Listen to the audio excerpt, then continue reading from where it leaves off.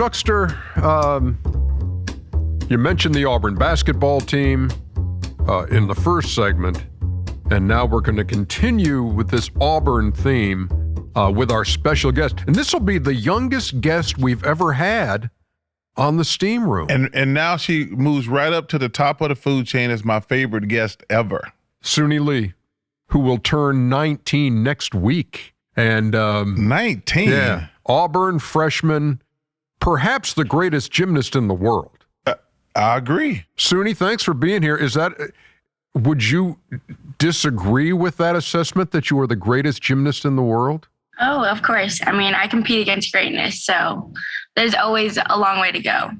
I feel like you're never really that good until you can keep showing that you can continuously be good. Hey, I'm not going to pretend to know all the ins and outs of gymnastics and of scoring gymnastics and what the moves are, but apparently this Nabieva move has never been done or had never been done in NCAA competition until you did just the other night. So is the Nabieva just part of this routine on the uneven bars, or is it the name of the entire routine? Explain that to me.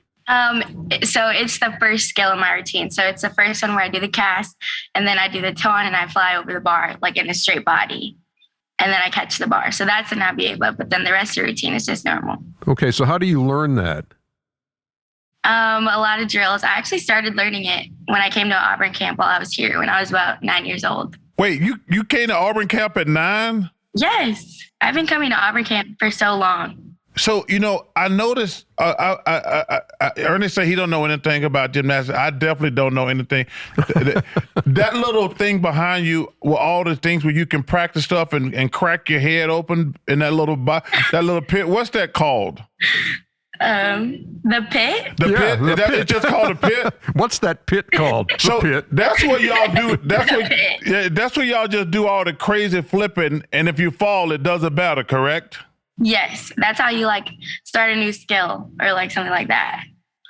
So when you join a sport that's dangerous, when you first start falling, it's got to be somewhat traumatic for you, correct? Kind of, but you just got to learn to get back up and do it again, because the more you do it, the easier it's going to get.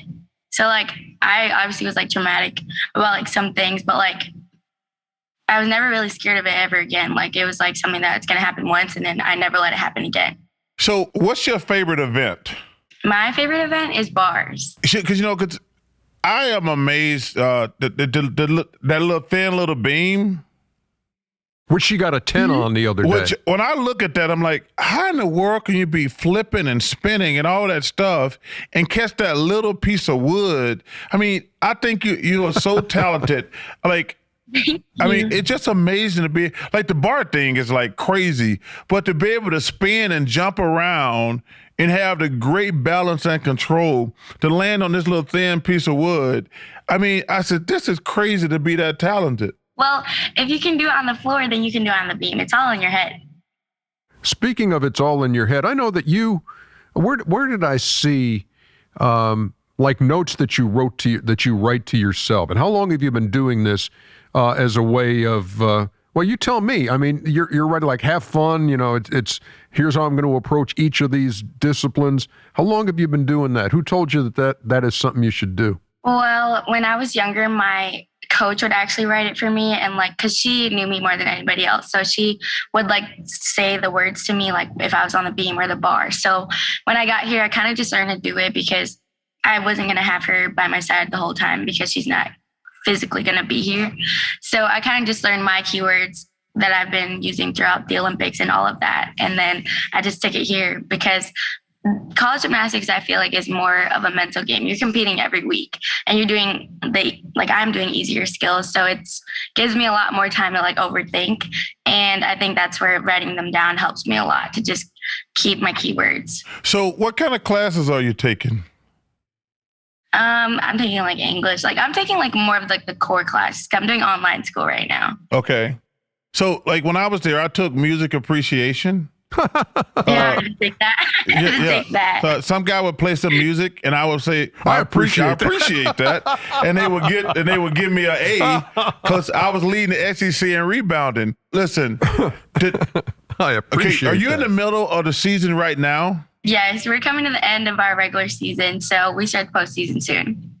Hey, I know that you were on Ellen at one point. Chuck's has been on Ellen a bunch of times, but I saw you on Ellen, and you admitted that when you had a chance to meet Justin Bieber, you were too afraid to go up and say hello. And this is after your gold medal performance, correct? I mean, you're a gold medal winner. You're here. Your life has changed. Here's Justin Bieber, and then you got tickets to a show. So how is that story all played out? Well, so I met them at the Met Gala, and he's like somebody that I've loved for so long. Like I would have like posters of him with like kissy faces and then like a blanket. And then when I finally met him, I was starstruck because like he wasn't somebody that I ever expected to meet. So when I did see him, it was like, oh my gosh, that's Justin Bieber. But like I got tickets to his concert, so I'm going to that and I'm super excited. You know, the big thing in sports right now, how are you handling the NIL stuff? NIL is so fun. I mean, it's really giving us a chance to do something that we've never done before. And I think it's really exciting for other college athletes because college gymnastics is going to be as far as we get. So it's exciting when we can kind of like use that to kind of build our brand and use that for our future. Because I number one, you need to make sure I don't know how they're going to do this. I'm glad they're taking care of all y'all ladies and all the men, because what y'all do for our colleges is amazing and important and significant. But man, I just make sure you're careful and have a good team around you, because it's like anything new. Nobody has any idea what the hell they're doing, and we're all kind of learning as we go. I mean, I've been talking to Auburn people for the last 3 weeks about how I'm gonna get involved in the NIL, and I says, y'all got to come up with a concrete game plan, because I want to make sure that the women's sports are taken care of. Because at Auburn, you know, everything obviously revolves around football. But obviously, because Bruce Port and those kids been doing an amazing job, they've got to get involved. But also, I want you guys, you know, Auburn's had a great softball team the last few years. We got a great golf team. And we just got to find a way to make sure everybody gets treated fairly. And you are in a very unique situation, because let's be honest, you're the face of Auburn sports right now. And yeah, you are. I mean, no, seriously. And this is a compliment to you. Like when I was there, me and Bo Jackson were the face. You know, the last few years it's probably been Bo Nix, and we had a couple of basketball players. Now it's Jabari Smith. He's up there too, but he's going to be gone in the next couple of months. But you're going to be the face of Auburn athletics for the next few years. And it couldn't happen to a better person. I'm excited to see where you take this thing. Thank you. Yeah, I'm super excited. I mean, especially like if I'm trying for another Olympic team, I think that'll help put more attention on Auburn too. So it's really exciting when Auburn is getting the attention that it deserves. Yeah. When are the next summer games? 2024. 2024, at which point you will be the whole 20. Like 20? Yeah. So what's the common perception these days of a career for a gymnast? I mean, when are you at your prime? And I mean, because kids come up and they're, I mean, barely into their teens and they're winning gold. So what's an old lady in gymnastics? I would say when I try and make the next Olympic team, I'm going to be considered old. But I don't know. For different countries, I'd say it's different. Like there's like a 40-year-old that's like still going, but it's like, and then there's Simone where she's 24 and she just went to the Olympics. But yeah, I'm still really young. Hey, let me tell you something. Speaking as an Auburn graduate, we're going to make sure you have enough money from NIL that you don't be flipping around at 40 years old. I promise you that, okay? If I have to call Bo Jackson, Frank Thomas, my man Tim Cook at Apple, we will not have you flipping around at 40 years old. I promise you that. I'm going to make some calls for you. Hey, I got to ask you a serious question. So I had never heard the term until the Olympics, the twisties. What is that? The twisties is like when you obviously like go to do a twist, but you get lost in the air, so you don't know where you are.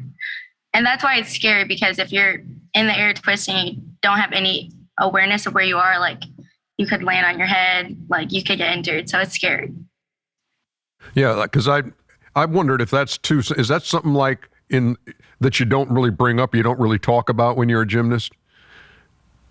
Kind of, yeah, because then it gets in your head, and then you start thinking, and like erase the question. That question was never asked. Here's a lighter question for you as we draw to a close. If Chuckster was on your team, what would be his best event? Okay. Do you think could he just walk across the beam? Do you think, without falling off? Yeah, he could. Thank you, Ernie. Hey, Suni, thank you. So what would be his best? Could you see him on bars? Could you see him with a floor routine?